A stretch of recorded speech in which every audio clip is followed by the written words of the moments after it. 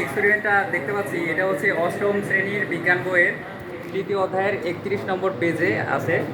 এটা হচ্ছে উদ্ভিদের পানি পরিবহন প্রক্রিয়া।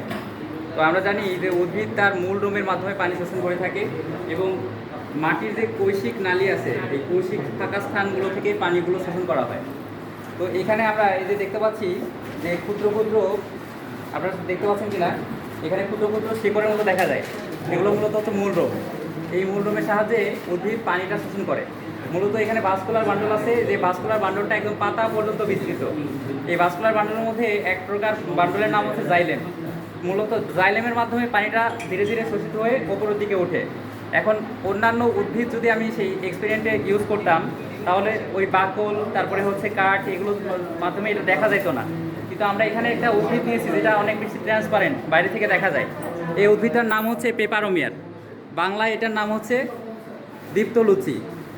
তো পেপারোমিয়ার পেলুসিটা এটার বৈজ্ঞানিক নাম।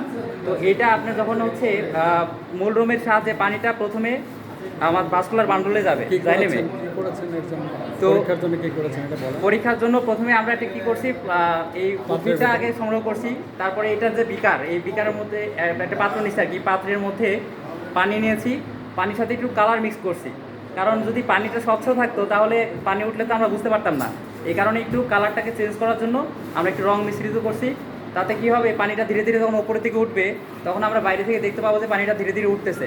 এটা খুব স্লথ গতির একটা প্রসেস, এই জন্য এটার জন্য 24 ঘন্টার মতো সময় লাগে। আজকে আমরা রেখে দিলে কালকে ইনশাল্লাহ আমরা দেখতে পাবো যে এই পাতা পর্যন্ত পানি উঠে গেছে এবং এটা কালার হয়ে গেছে, লাল হয়ে গেছে।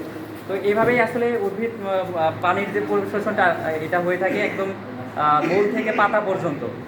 সেটা দেখা যাবে, এটা দেখালাম এই এক্সপেরিমেন্টের মাধ্যমে। ধন্যবাদ।